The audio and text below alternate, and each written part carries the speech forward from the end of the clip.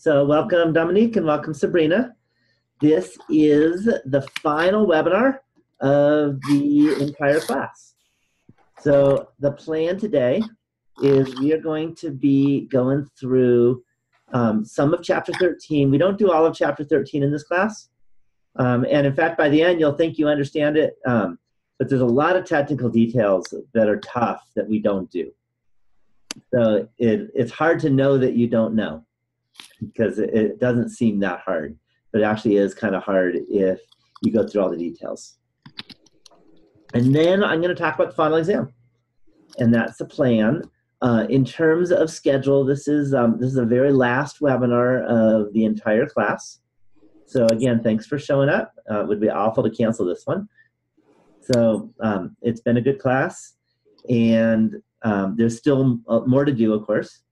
So what's left is chapter 13, which is probably the lightest chapter of the whole quarter. So it's not one to stress about. But the bigger issue is final exam. So the final exam must be taken by Wednesday, the 27th of June. And it's very important that pretty soon you get to you email me, if you haven't already, where and when you're going to be taking it. If it's to the same place, that'll be simple. Just give me the day you're taking it and say same place. And then I'll send the exam out there. I have the exam written. It's all ready to go. So we'll talk about that in a little bit. So that's the big deal, is you got to let me know. There's a simple discussion forum this week. You'll like it, I think. I hope so. And a very short exercise. Even the long video is a short video. The chapter 13 full video is really like 20 minutes or something like that, because we don't go through everything. You're welcome to read the whole chapter in the book, but we're just going to be doing the ANOVA part. Okay. So that's the plan. Are there any questions before I get started? No. Okay. And as I said, it's not going to take that long to get through chapter 13. I only have one example to do, and that pretty much does everything we need. Oh, So okay. let's go ahead. I'm going to share my screen. And that is, where is it?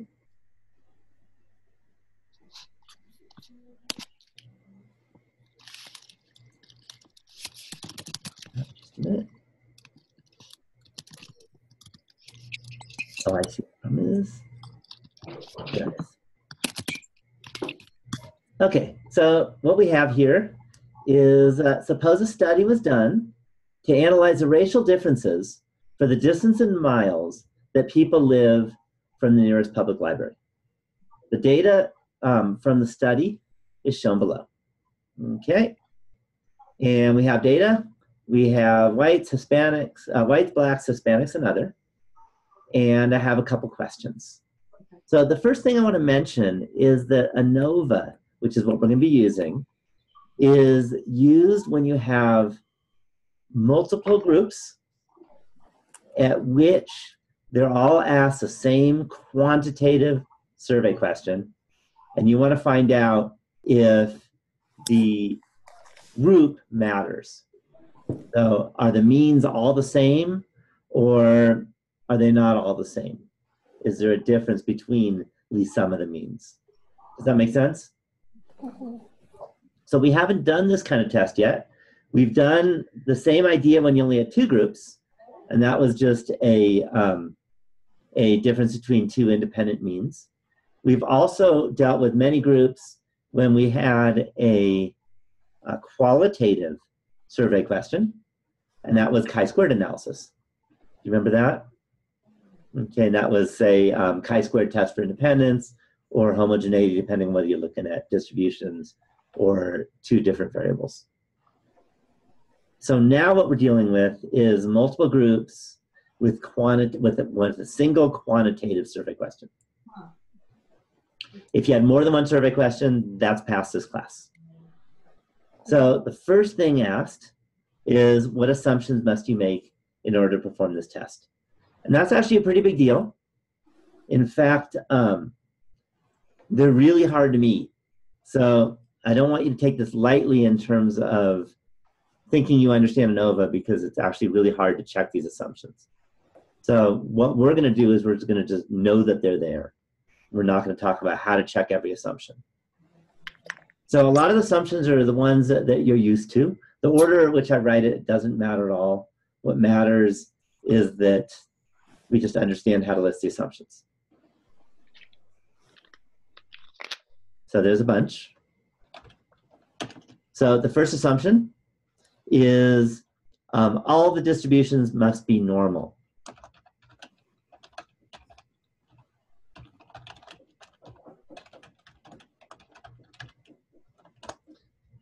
Okay, so notice that we have a distribution for whites, we have a distribution for blacks, we have a distribution for Hispanics, we have a distribution for other.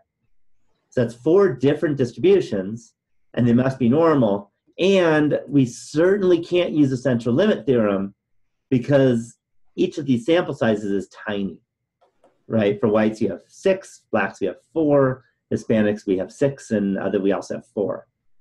So we have really tiny sample sizes. So I want to warn you, if you ever do a study like this after this class, it's wrong. You should never do a study where you only have a sample size of 4. Got it? Okay. And that, so when you take your psychology upper division class or your business class in upper division, don't even try to have something like this. You need to have big, long lists of data that you put in a spreadsheet. The only reason why I'm giving you small sample sizes is otherwise it would take a long time to type it all in. But don't get used to small sample sizes. That shouldn't happen in the real world. So this is just to demonstrate what ANOVA looks like. And certainly with these small sample sizes, it's probably a disaster because normality is almost certainly false on things like where you live from the library. Does that make sense? Okay. Okay. Especially since you can't live a negative distance from the library. But we're going to make that assumption.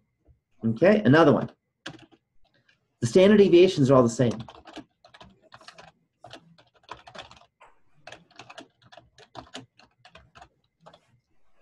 Another very difficult assumption that's probably also false. Okay, in this class, we're not going to talk about how to decide if they're all the same or not. We're just going to say you have to make the assumption. And here's some bad news, and this is why I keep saying don't do this after this class. I often read articles from psychology or business or whatever, and I'd say more than half of them don't do it right. They have the assumptions. They don't even check them. They just use ANOVA because they've heard of it. They've taken their elementary stats class, and sometimes the papers get published, and it's really sad. So don't be one of them. Okay. Okay, then there's some more. This one, the next assumption basically is an assumption of everything we do in this entire class for everything with confidence interval, the hypothesis test. And that is we must represent the population. Okay, the way you state that is simple random sampling was used.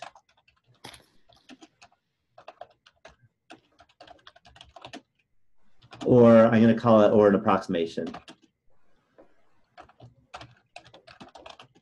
was used. Okay, an approximation might be stratified sampling with all the important strata. Okay, or a very well-designed cluster sampling. But simple random sampling is the best, but usually impossible. So that's an assumption that's also very difficult. Okay, and notice in your projects 1 and 2, each of them had biases, and you want to avoid biases. So that's a hard thing to do. Again, this is just elementary statistics, so we can't get into all the details of how to check. 4. Then the next one is that the sampling is done independently.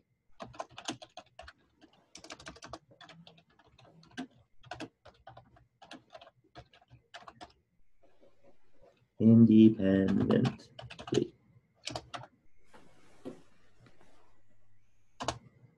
Okay, so that means what you can't do with ANOVA is you can't say ask one person 5 questions and try to compare the means, because that would be dependent samples.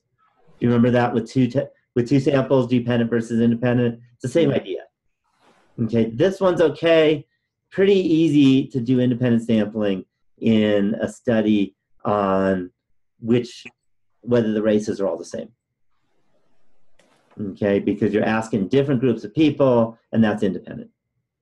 But you just have to avoid asking the same person many questions and then try to run ANOVA because it's just wrong. Any questions on that? Okay, and then the fifth one, the last one. The last one is usually pretty easy, but sometimes not, and that is the sampling was done in a consistent manner.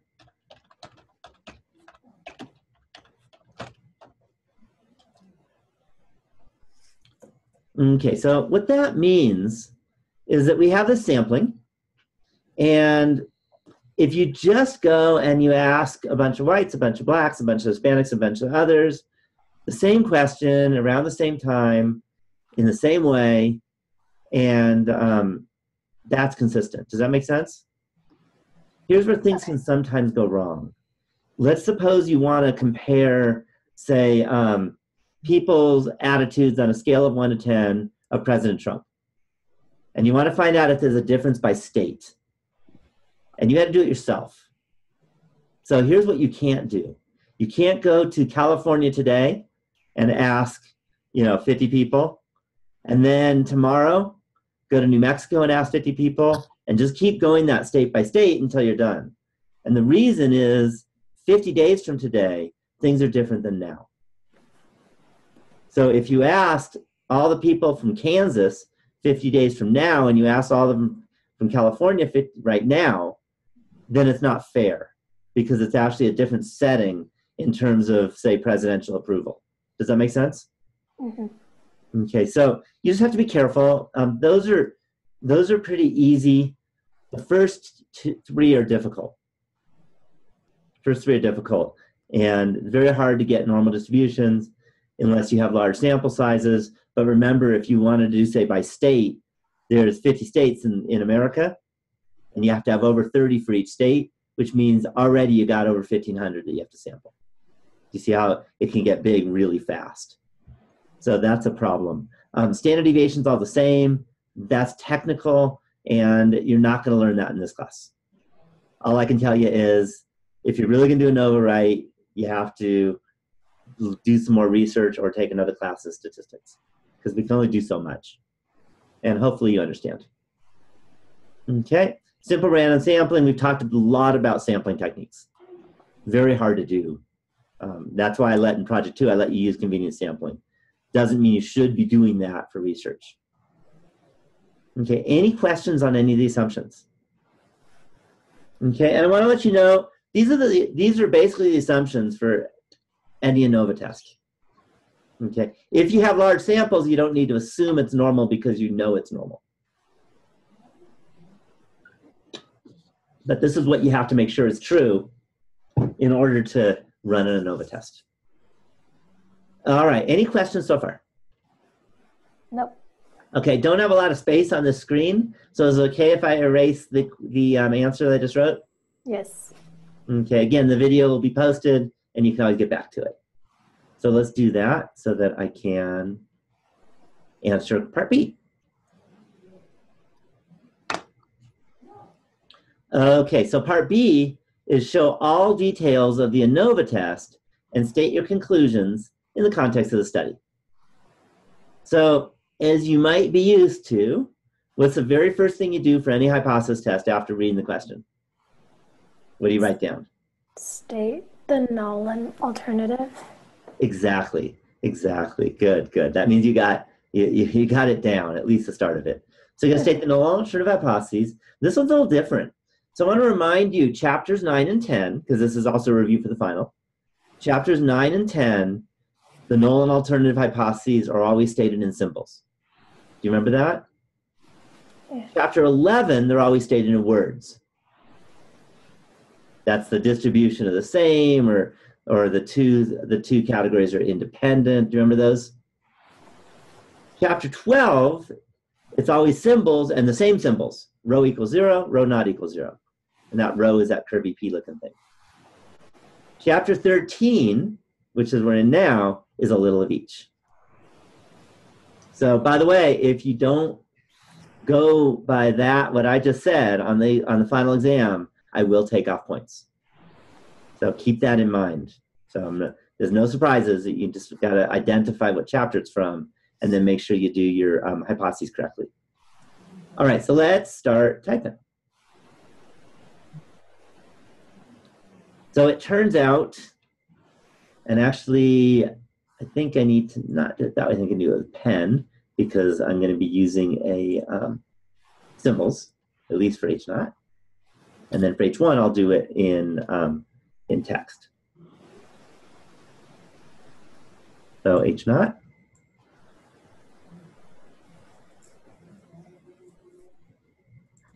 Colon. And that is the mean, the population mean for the whites. So hopefully by now you better know that mean means mu. I'm going to call it W is equal to the population mean for the blacks. I'll call that B is equal to the population mean for the Hispanics. Call that H. Equals the population mean for the others. We'll call it O. Any questions on H naught? So it's all four of the means are the same. Now this is a little bit tricky. Is what is the opposite of all four of the means are the same?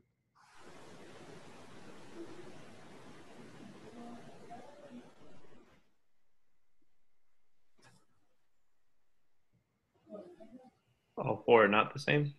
That's what I was worried about. That's why I said it's tricky. Because here's the thing.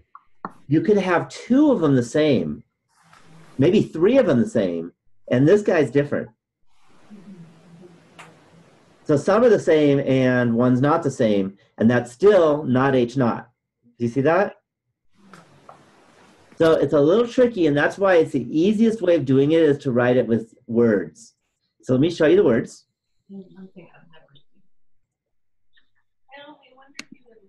So that's H1. And that is at least two of the means of the population means differ from each other.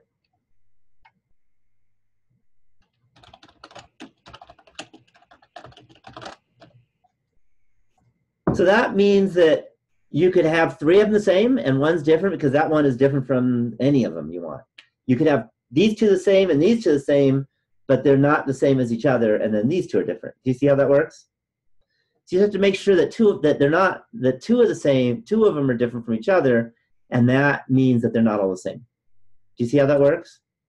It means that at least two are different, but three could be the same. And that's how you state H1. Any questions on that?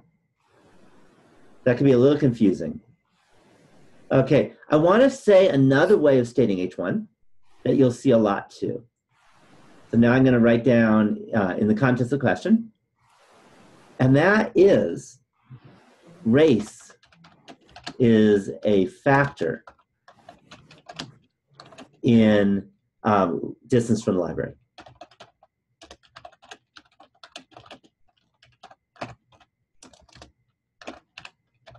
You'll often see it written that way. It's actually, I think it's a little easier to understand the second way. The first way is easy to see how it is kind of the other side of the coin from H naught, but the second way is really what you're interested in. Is race a factor in distance from the library, or does it have nothing to do with it? Does that make total sense? So just a note, one of the big uses, because that's important, why do you care about ANOVA? One of the reasons you care about ANOVA is, if you remember at the very beginning of this class, in chapter 1, we talked about stratified sampling, which hopefully you understand because that could be on the final. And for example, most of you did, or some of you did stratified sampling for your project. And you just kind of nonchalantly picked a strata, like gender or something like that. without really deeply thinking about which strata you should pick. Does that make sense? Should you use gender? Should you use income? Should you use political affiliation? Should you use age? What should your strata be? So one way of deciding what your strata is you run an ANOVA test as a preliminary study on the strata you might be interested in. And if you find out that really it is significantly different by race, for example, then definitely include race as something you want to stratify by. Does that make sense? Okay. Whereas if you checked for like political affiliation and got a p-value of 0.9, then you could probably ignore political affiliation in your sampling technique. Does that make sense? Because you don't have any even remote evidence that it has anything to do with what you're looking at. So that's one of the reasons why I use ANOVA. There are a lot of reasons to use ANOVA. Sometimes it's just to check if there's a difference in the means, but some to find out, well, how should you proceed from here? You know, what kind of sampling technique do you use? Okay, and all that is more advanced statistics. But today's the last day class, so what I'm doing is showing you how you would go next. Where's the next step in how you use all this stuff if, you know, when you're getting in your senior level classes, in your coursework or your master's level work, how do you do research? And those are the kind of things you think about. How can you best conduct a study? And ANOVA can help that. Any questions so far? Okay, the next step you're all really used to is you go to your calculator. So what I recommend is follow along with me. And I'm going to put stuff in the calculator. It's not going to be a big surprise at all, actually. So I'm going to reshare my screen. One more time. Here's my calculator. There it is. There we go. Okay, so what you're going to do, and you're used to this, you hit the stat button, most important button in this class, right? Mm-hmm. Then we're going to go to edit. So just enter and edit. And we have 4 categories. That's going to be L1, L2, L3, L4. So whatever was in there, I'm going to clear them out. And hopefully you know how to clear them. This is the most efficient way.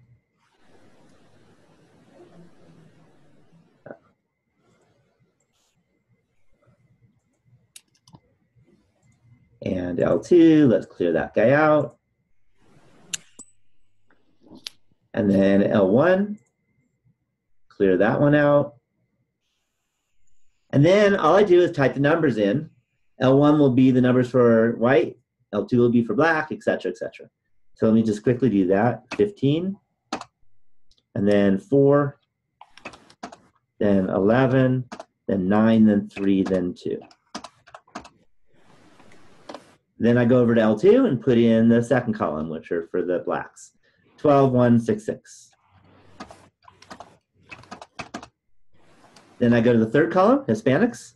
That's 9, 17, 5, 14, 7, and 1. Then we have other, 18, and 11, 2, and 8. And I want to remind you, since this is our very last calculation we're going to do with this calculator, is people don't use the calculator in the real world. What do they use? Computer? Yeah, they use computers. They use spreadsheets. So some people use Excel. Some people use Google Sheets. Some people use a program. If you're in psychology, they tend to use SPSS, if you've heard of that. Business people use Excel, but everyone uses computers. The only reason why I'm showing you the calculator is because I can't let you have a computer during the final exam. So that's high stakes, and you need to know how to use your calculator. Okay, but just a warning, when you get out of here, it's computers only, because that's what people do. Any questions so far? Okay, now, again, you're not going to be too surprised. You hit stat again. We go to tests. And definitely use the up arrow, not the down arrow, because it's the very last one. And it's the ANOVA test.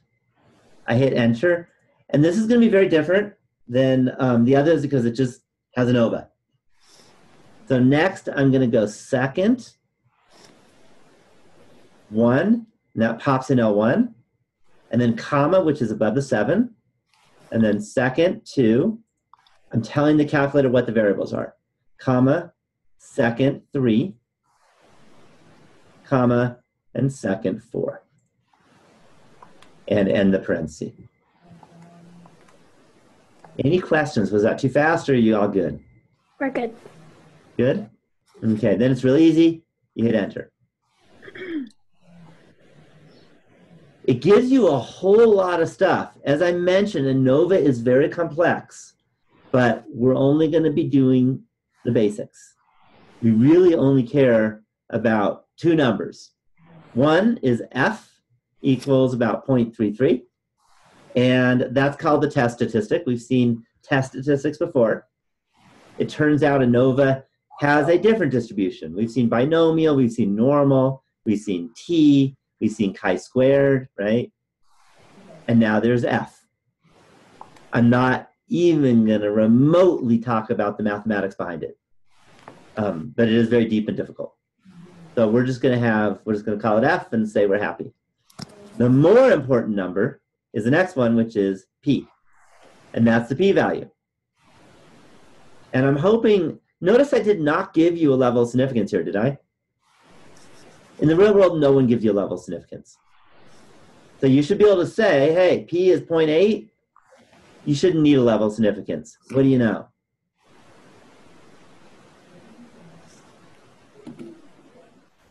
It can't be above 0.1. Yeah, 0.8 is huge, right? And what's the conclusion when you have a p-value of 0.8? You fail to reject. Yeah, you fail to reject, and there's insufficient evidence, right? Or statistically insignificant, whichever way you want to write it. Any questions on that so far? Okay, so now let me go back and let's type it out. Is this one?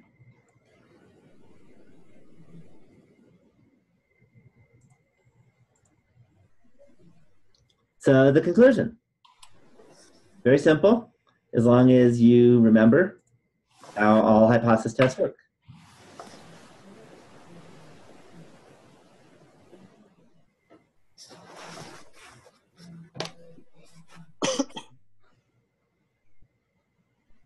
See if that's enough space. I hope so. There is insufficient evidence to make a conclusion about, and the nice thing is once you have it in words for H1, if you go whether or not, you just state H1.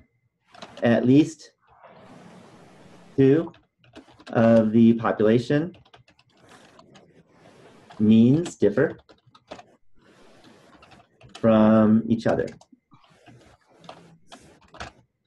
Okay. We don't know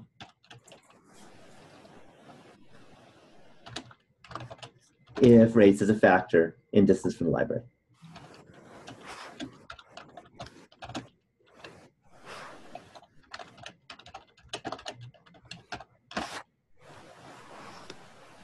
Any questions on that? When you state the alternative hypothesis, do we put both, or is it like an option? It's an option, so I want to do both because in the real world, you'll see both. You'll see the second probably a little more often. Okay. So then when we state the conclusion? I'll accept either. Okay. But I want you to know both. For example, in the computer exercises, you never know which one it's going to give you, right? Yeah. So I want you to understand both. So does that mean that we can say that race isn't a factor? You don't have to worry about, race doesn't have anything to do with distance from the library? What do you think? Can you say that? Definitely not. Okay. All you can say is we don't know anything, especially in this case because our sample size is so low. We don't know anything. Does that make sense? You can't make any conclusions. You shouldn't be surprised you got such a high p-value with such a small sample size for 2 of the categories is just 4. Is that clear? Yeah, so we can never conclude. We're always either predicting or suggesting. Oh no, if the p-value is small, then you conclude. Okay. Okay, but having a p-value small almost never happens when you have a sample size of 4. Mhm. You know, but no, if the p-value is small, you say we have evidence to conclude that, and then you make the conclusion. If the p-value is large, you say we don't have evidence to make a conclusion about whatever. Do you see the difference? Mhm. Yeah, so one is more confident than the other. Does that make total sense? But the word you can never use is proved. You never say we proved that, because you don't. You just have a sample. Does that make sense? Yes. So we have evidence to conclude that, which is different than we proved that. Okay. Any questions on that? Okay, and that's not just for this chapter. That's for the whole class. For confidence intervals and all of hypothesis testing, it's always evidence to conclude that. Any questions at all on this test? Okay, so that's it. That's the whole class. You've now seen everything that you're ever going to see in elementary statistics. And hopefully you remember some of it. Okay, and especially hopefully you'll remember some of it next week when you take the final exam, because you will be tested on it, okay, on most of the stuff. Not every detail, because otherwise it's a long final anyway, but otherwise it would be much longer. So I think I'm going to change gears, and I'm going to talk about the final exam. And let me go to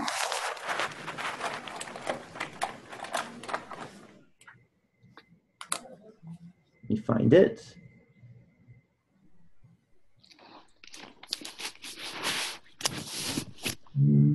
Where is it? Click this, just a minute.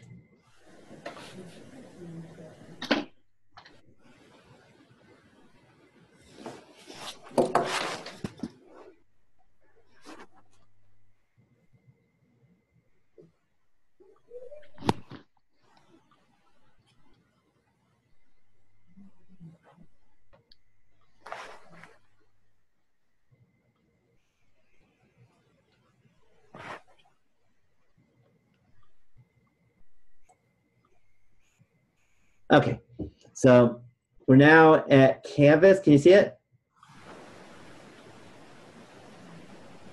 See Canvas? Yep. Okay, good. I just want to make sure it's wasn't highlighting green like it's supposed to. Don't see Canvas. Okay. All right. So I want to let you know, as you might guess, we're at the bottom. End of the class. I do everything chronologically, and we're at the comprehensive final. So I have done some things. The first thing, I'll show you this. This is the first page of the final. Okay. So you all saw it? Okay. What this is, I'm just joking. I'm sure you couldn't read the whole thing. But that's okay. I'm going to tell you what it says, almost word for word. What it is a classification question. To me, it's the number one thing I want to make sure that you get out of this course. And that is, what's the first step? As in, do you do a hypothesis test or do you do a confidence interval? And then once you've decided that, what kind of hypothesis tests or what kind of confidence interval?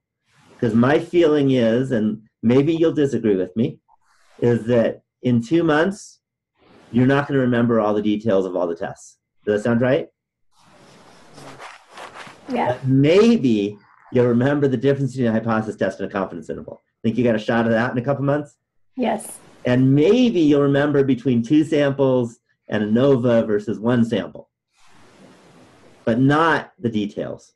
So if you can remember the first step, then you go online and you read about it when you need it. Does that make sense?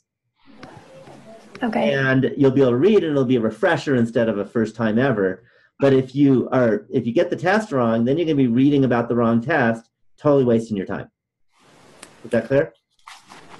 So that's kind of the number one thing I'm hoping you get out of this class, is to know how to start, how to proceed.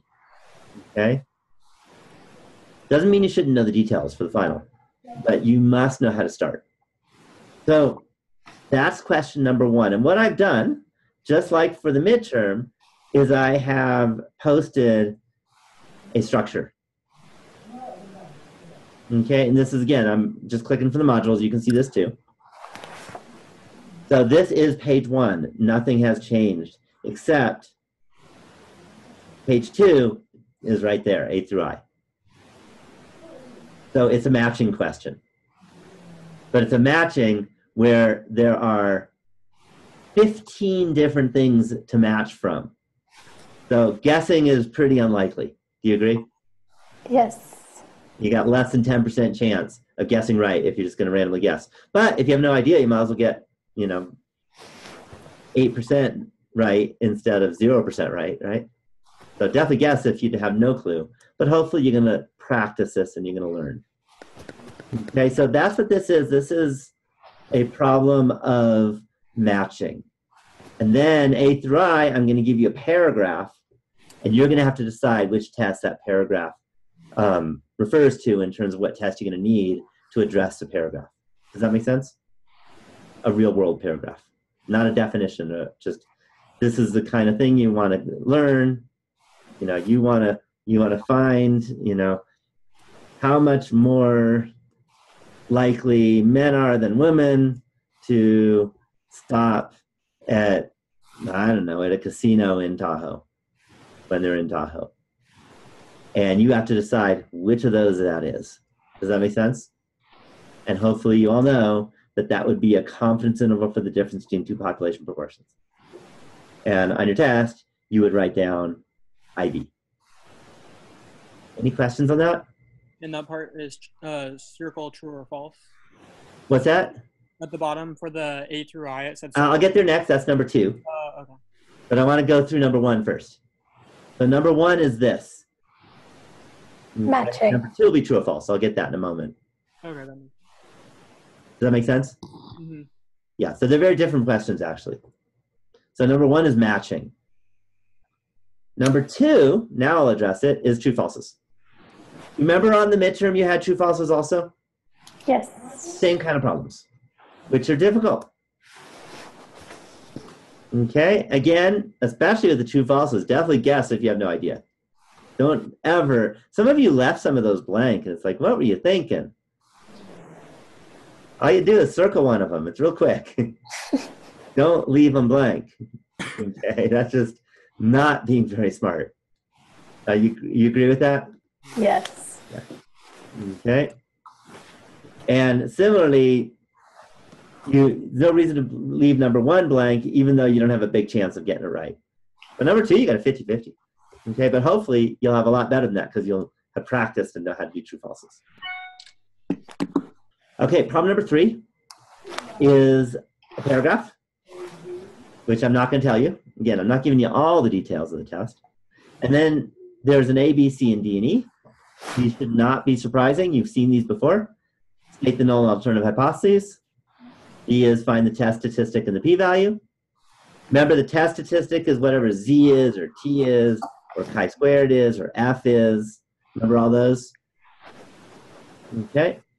C is state your conclusion in the context of the study. What are the first few words on part C's answer? There is statistically sufficient evidence. Yeah, there is statistically, and it might be insignificant or significant. ... Does that make sense? Mm-hmm. Context means that don't just give me a definition. So if I ask you about, penguins in Antarctica, I need to see the word penguin there. Does that make sense? Mm-hmm. So that's where the note card isn't perfect. Don't just write down what your note card has. Okay? Note card will help, but it's not going to give you the full answer to any of these problems. Okay? And then D is use a complete sentence to interpret the p-value. Okay? And that starts with the word if. Right? So if, and then whatever H naught is true, and how you rewrite H naught is true. Don't write H naught is true. Write down the words of H naught. It might be the population mean, blah, blah, blah. Or it might be the proportion of all, blah, blah, blah. Okay, it could be something like that. And then normal distribution. Remember, if it's quantitative, what are you comparing with? find out if you need the assumption. Whether you can use the normal distribution. Remember, if it's quantitative, 30 is the key number. You have to be over 30. Okay, if it is a yes-no question, then you have to make sure that the expected proportion, NP and NQ, are bigger than 5. Remember that? Do not get those confused. I will take off points. And a lot of people get them confused, so don't make that mistake. Keep that in mind when you're writing the test out. Is it proportion? And ask yourself the survey question. Don't read the paragraph and think it's all in the paragraph. Think about what would the survey question be? If you were to ask that person, or if you were to run the experiment, what data value would you write down? Would you write down the word yes for that person, that very first person, or would you write the word 73? Do you see that? That's what you want to do. Okay, problem 4. Problem 4 is write down the sampling distribution, sketch the chart, answer the question, determine if the normality assumption was necessary. Where have you seen that before? Like uniform? Uniform, no. Has the word normality for one thing. Specifically, where have you seen it? Remember? Or Is it like central normal. limit theorem? Central limit theorem? Very specifically. I tell you, the midterm. You remember that?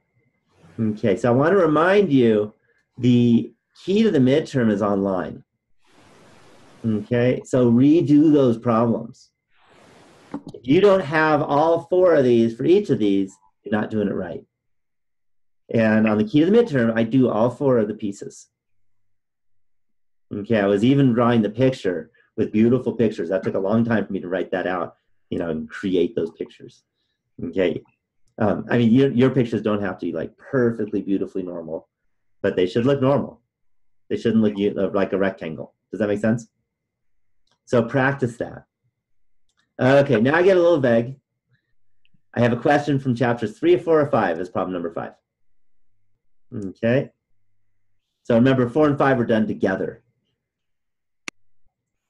Number 6 is a confidence interval question. So you should know how to find sample size, for example. And remember, there are 3 different formulas. You should know which one to use if I ask. You should be able to find a confidence interval using your calculator. You should be able to interpret the confidence interval. And to interpret it, what are the first few words?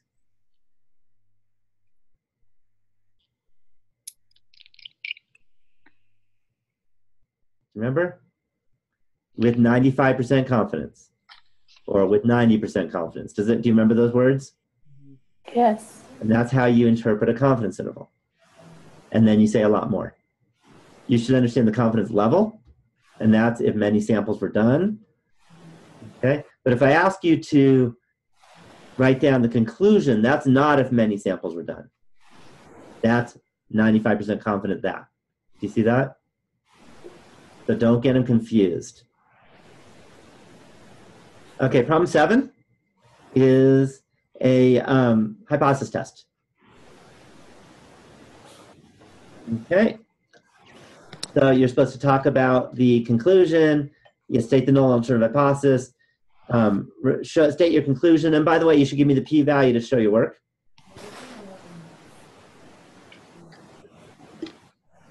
And interpret the p-value. Okay? Number 8 is something from chapter 2, 3, or 4. Again, I'm not telling you, but so some of this is done. Kind of all those are one big blur, so I'm just telling you to study the chapters. But notice there's only a few from those chapters. Okay, chapter 9 is a regression line. Problem 9 is a regression line problem. So you should be able to find the equation using your calculator. You should be able to use it to make a prediction. You should be able to interpret the slope and y-intercept if it's relevant, And if it's not relevant, you should be able to tell me why it's not relevant. So remember from last week, it's not relevant if the X value makes no sense, if the Y value makes no sense, or if the X value is very far from the data values. Okay? If none of those are true, then it's relevant, and that means X is 0, what is Y? And interpret it in the context of the study. And the slope is always useful. Okay? And then you should interpret R squared. That one's a tough one, so you want to practice that a lot. Look at, I recommend looking at the discussion forum and look at my model where I interpreted R squared, and that should help you. You should be able to determine if the regression line is useful using a hypothesis test. And then there's more, which I'm not telling you. Okay?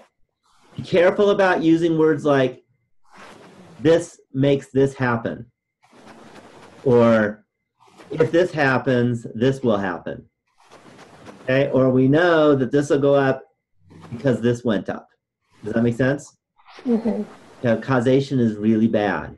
Instead, use words like, if this goes up, we would predict that this other goes up. Or, there's a tendency for this to go up when this other one goes up. So get the wording in. Is that clear? Okay, problem number 10 is, what a surprise, hypothesis test. A lot of hypothesis tests on this test, because we spent a lot of time on it. And then I'm going to ask you null hypothesis, alternative hypothesis, test statistic, p-value, and interpret.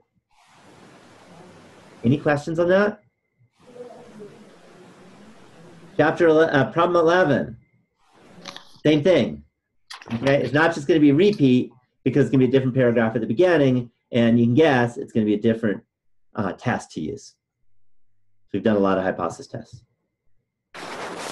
And then problem 12. Problem 12 is to reminisce from the very beginning of the class. So it comes from either chapter 1 or chapter 2. And you can go look at some of the old stuff you did. So that is the test. And again, this is just a copy of the test, but I erased some stuff and put some annotations in. But this is a test, so this will help you out. Just some things, the rules are exactly the same as a midterm. So you get 2 hours, and you'll need those 2 hours, by the way. So don't sit there and stare at it for 20 minutes. It'll kill you, okay? If you're staring for a while, move to the next one. And hopefully you don't just stare on every problem. Okay, you know what's coming, so practice. Practice getting into it and writing. Okay, and not taking time. There's 12 problems. There's 120 minutes. That means 10 minutes each. That's all you've got on average. Okay, some very simple math, right? If you're taking more than 10 minutes to write one of these out, that'll be ugly for you. So make sure you can do this in 10 minutes. Okay, 10 minutes should be enough time if you know what to do. If you're not stuck. If you're stuck, move on. Okay, and then at the very end, go back and at least write something. I can't give you points if nothing's written. So are there any questions at all about this final exam structure? Do you still want us to write out how what we do on the calculator? I recommend writing just a very basic, like if you're using a one prop zint, just write one prop zint. Okay. You don't have to write all the numbers. But I recommend just writing one prop zint, because how long does that take to write that down? So you don't want like stat, edit? No, I think that's going to waste your time and you'll run out of time if you do all that. Okay. Just write down the name of the test you're using. Got it. Sound good? Okay. Okay. And by the way, homogeneity versus independences are different, even though the calculator reads the same. Write down the name also on that. That's my recommendation. Okay. Okay. But definitely write down H naught and then mu equals or P equals. Does that make sense? Mm-hmm. That you need to write, because that's going to be in the question. What is the null hypothesis? Okay. Other questions about the task before I move on to more resources? Any other questions? Okay, so let me go to more resources. So I'm going to go back to the modules.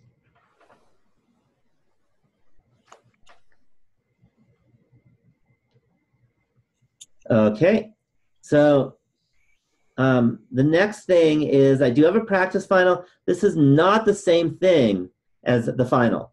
This just gives you more more problems to practice. And it might help you kind of gauge time a little bit. And if you go there, there's a bunch. There's only 10 problems and I'm giving you 12. So the real one's a little longer, but it might help you with time a bit. Any questions on that? Okay, so it's a good thing to practice. Okay, I have review applets. I strongly recommend doing this. And these are the same ones I showed you for the midterm, but now we're doing everything. So if I click review applets, it'll pop in. See where it says practice classifying statistics problems? Mm-hmm. Click on that. I wrote it in JavaScript, so it should work on any device, including your smartphone. And what do you think? Which ones should you practice? All of them. All of them. This is the final exam. So select all and submit. Okay. So, is race a predictor of political affiliation? 200 people were surveyed about their race and political affiliation. Which one do you think it is? Is it the chi-square goodness of fit? Okay, let's try chi-squared goodness of fit. So I click that. See that little sad face? That's not what you want to see. But don't just guess again. Let's read what it says. We are not interested in whether the distribution or distributions are as predicted. Do you see that? So let's try again. Would it be one-way ANOVA? Okay, let's try one-way ANOVA. Okay. There's not more than 2 variables. We just have race and political affiliation, right? Oh, is it independence? Chi-square test for independence? Okay, let's try that one. And that's the one. And that's because the 2 survey questions are qualitative, right? What is your race? And you might say, I'm Hispanic. And what is your political affiliation? And you might say, I am Democrat, for example. So there are 2 qualitative answers, and we want to find out if they're independent, if knowledge about one helps you gain knowledge about the other. Does that make sense? Mm-hmm. So this is a test for independence. So I'm not going to go through 100 of these because that's your job. How many of these should you do? All of them. All of them. I think all of them for many of you might be more than you need. There's several hundred. Oh. How do you know when you've done enough? That might be the better question. How you could recognize all of them? Okay. When you're getting the smiley on your first try over and over again, then you've got it. If you're getting the frown on your first try, then you're not done yet. Does that make sense? Yes. So if you keep seeing the smiley maybe 4 or 5 times in a row, it means you're probably good enough. Does that make sense? Good enough to get most of them right on the test. If you're not, keep going. Okay, but there are hundreds. So you can go for a long time. Any questions on this? Okay, if you don't practice this with this, you're not getting it. You need to practice this. You need to go online and practice.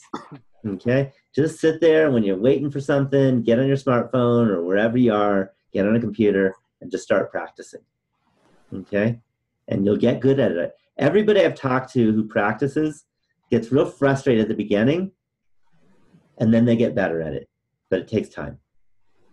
Okay? Because you're going to get these wrong the first few times. But hopefully after 45 minutes of working on this, you'll get good at it. Does that make sense? Because this isn't just question 1. If you can't do this, you're going to have a lot of trouble on most of the test because you won't know where to start. Is that clear? Yeah. So this gets you going. And it's question 1, which is a lot of points. All right, so that's that one. If I hit the back button, there is the practice true-false questions. And I think you've seen this one before, right? How many should I select? All of them. All of them are at the final. So I select all, hit submit, and we'll just do one. If the researcher wants to have a distribution of a sample that's approximately normal, then the researcher should collect a sample with sample size greater than 30. True. Let's try 2. Okay.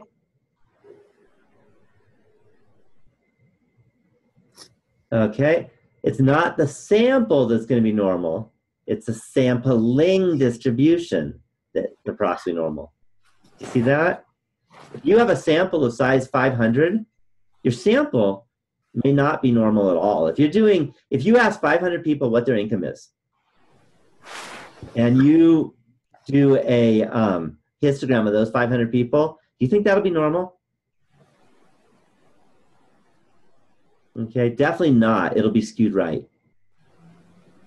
Because there'll be a few rich people, there'll be a lot of poor people, right? Okay, so it's a sampling distribution that becomes normal because of central limit theorem. Is that clear? Okay. So it's tricky, right? I heard true from all of you, right? So this is why you want to practice. This is why you want to practice. Any questions on that? And same rule goes. How many should you practice? When do you know when you're done? When you get it right. When you're getting a bunch of them right in a row. Okay? When you're starting to get the feel for it. Any questions on this? Okay, so those are some important things to work with to make sure that you're ready for the test. Other things that I strongly recommend you do is week 8. What's week 8? Midterm. Midterm exam. If you go there, and you will see midterm 201 online, S18 key. Click that, and there's a midterm. And then you can redo it. And I recommend maybe printing this out and then hiding the answers. I know it's hard to not look, but this is the key. And this has all the answers too, and the questions and the answers. So redo them. Okay, this isn't all the tests, but this is some, and I particularly recommend redoing the first question.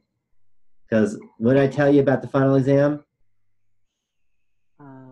Number 4 is very close to the midterm question. Yeah, it's going to be the same question it's not going to be about farm sizes. It's going to be something else, but it's going to be the same 4 things you have to do. Okay, this has an A and a B. The final exam has an A, B, and a C. So be ready. It is on the test. It's a promise. It's a guarantee that you're going to have to do this. So if you don't really get good at this kind of problem, you're fooling yourself. Any questions on this? Okay, so that's a big study tool. I also recommend going to the discussions because there's a lot of writing on this final and looking at these discussions that you've had, things like the chi-squared test, and make sure you can practice. Okay, so I do want to look at this. This is a test for independence and see how the wording goes on that because it's been a while since you thought about it. Does that make sense? Mm-hmm. Okay. You could also go online and redo the homework assignments and see how I've worded it or we've worded it, I should say, in the homework assignment problems. And don't just click, but actually read it out and say, could I write all of that if I need to? And you will need to. Is that clear? Mm-hmm. Okay, so those are definitely good study tools. Any questions at all about anything?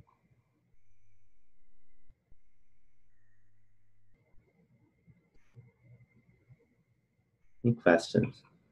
Robert, you might be talking. I see you're on mute, though, if you're trying to talk. You're talking to someone else. That's Yeah, okay. Okay, just want to make sure. I saw your mouth moving, so I was wondering if you had a question, but you were on mute. Okay, that's all right. I have a question about number 4, the thing from the midterm again. Uh-huh. So when it's like a group of something, that's when you would use the like the sum way of doing it. Yeah, let's look at number 4 again.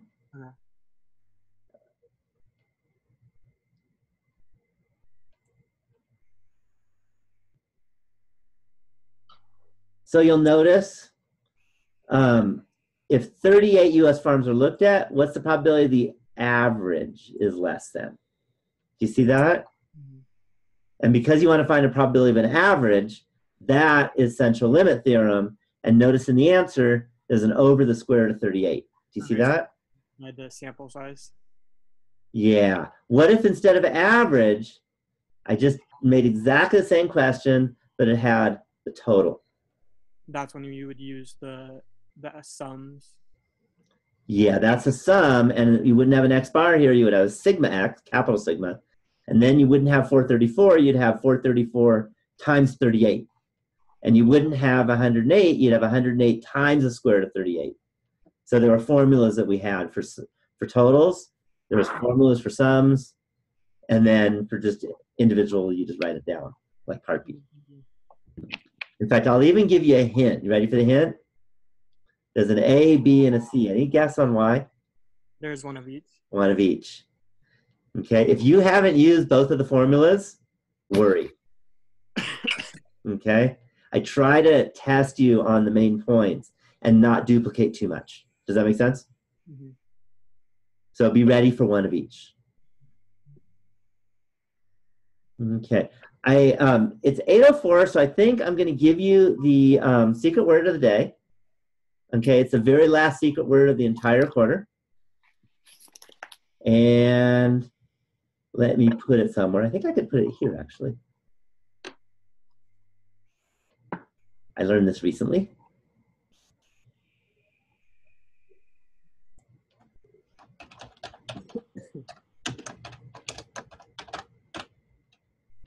And the secret word is thank you. Because I want to thank you. You've all had a good attitude. Believe it or not, I have had quarters where I just have like a nightmare student. And you're all good students. You're not my nightmare. I don't stay up all night going, oh my God, this person is a nightmare. I don't have anyone like that. So you've all been nice. There's some of you I'd like to see work a little bit more and get those in by Thursday, your initial posts. But that's not something I lose sleep over. It's something I'm like, oh. So make sure, by the way, this Thursday you do post because it's an easy one, I promise. But the secret word is thank you, because I want to thank all of you for having a good attitude. Having a good attitude, trying and being positive about it, and hopefully studying a whole lot between now and when you take your test, Monday, Tuesday, or Wednesday is when most of you can take your test.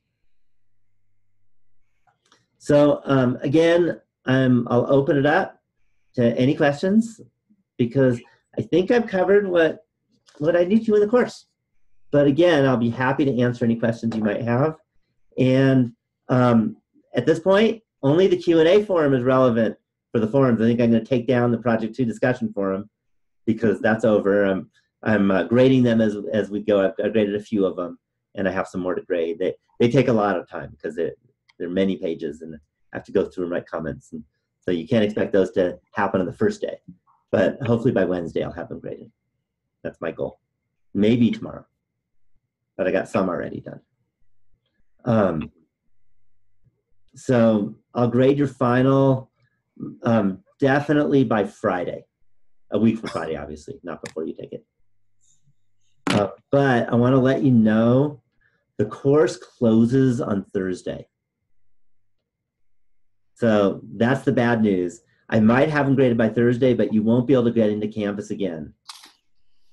So you're going to have patience. You can email me, but you're not going to be able to see anything after Thursday because the college closes your course down. Sorry about that. I have a question. Hmm. So you said by Wednesday we have to email you of where we're going to take the exam. Yeah, that shouldn't be. Most of you can take it in the same place, right? Maybe not you, but No, I am. I Yeah. just was making sure that if was. it's the same place, that's an easy email. Same place, right? Mhm. Yeah, that's an easy one. And I've learned my lesson from this quarter. Next time I teach this class, it's going to be a quiz, and there's going to be points assigned to it. So I make sure you do it. But this quarter, I didn't do that. But I've learned that because some people didn't let me know until like, oh, I'm going to be taking it in an hour, and that doesn't work. It's because I have to like be there and send it out, and if I'm not online, it doesn't work. Did you let those people take it? I'm a softie, but I didn't. But that wasn't the right thing to do. That's why I said I've learned my lesson. So next time there'll be points taken off if you don't. But next time, hopefully you're not in my next class, because the only way to get into my next class is to fail this one. Because you're not allowed to take this class again if you pass. But So maybe you'll say hi someday. Come to my office. If you're not from Tahoe, come visit me when you're in Tahoe someday. so if we have any questions regarding the final or anything, just post them in the Q&A. Depends on the question. If it's a question about content, post them in the Q&A. Okay. If it's a question about your proctor, email me. Okay. Because that's more personal. Yeah. You know, send me a message me instead of Q&A. Okay. Does that make sense? Mhm. Yeah, and that's the place to do it. Or right now, you can ask me to. Because this is our last webinar. I don't do a webinar next week because some people take it Monday, and then it doesn't make sense to have a webinar after you've already taken it. So I know you said that Canvas will close on Thursday. That's what I've been told, yeah. A week from Thursday, not this Thursday. Next Thursday. Yeah, the 28th, I think. How will we know, like, will you post our grade on, like, how will we know if we pass? Okay, so there's two ways to know. One is email me, Okay. and I can't tell you until I've graded it, obviously. So don't email me 5 seconds after you finish taking the test. And I might have it done by Thursday. I'm not sure yet. I can't guarantee it. It depends. And the reason why I have to say might is sometimes the proctors are slow. Sometimes I don't receive the test until Thursday night. And as you might know, I'm a morning person. Have you figured that out yet? Yeah. So if I receive it Thursday night, it's not fair to you for me to grade it because I'll make mistakes. So then I have to grade it on Friday. Does that make sense? So we should rush. But if I have it Thursday, but if I get them all by Wednesday night, I'll grade them on Thursday. Okay. But I just don't know because some proctors are flaky. One of the midterms came in like pretty late, for example, and it wasn't the students' fault; it was the proctor's fault. I had to beg the proctor, saying, "Please send it." And then, if you can't get a hold of me, it will be on your transcript, and that's the following week. It usually appears. I will be out of town, like really out. I'll be out of online this. I'm going to my niece's wedding on Saturday. So don't expect an email back on Saturday because I'm going to be doing what I should be doing. A good uncle. And then I'll be flying out to Alaska on Sunday. So pretty much it's over after Friday because I'm going to be out. Okay.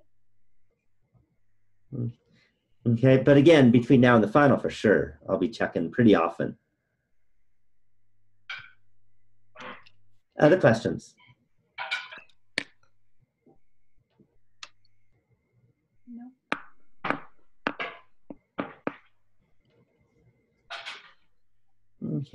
some come up, that's the post or an email, depending on, whether it's personal or a question about how to do something.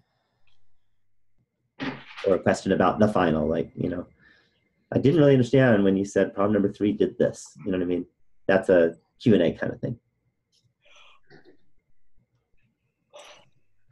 Okay, if there aren't any questions, we can say goodnight.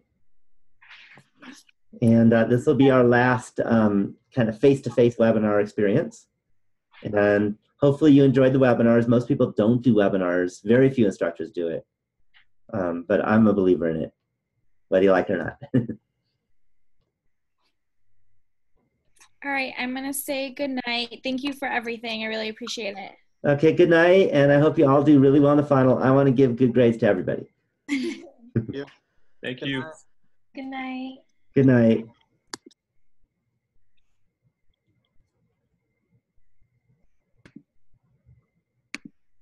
And for all of you watching this as an archived webinar, this is the last one, the last moment of the webinar.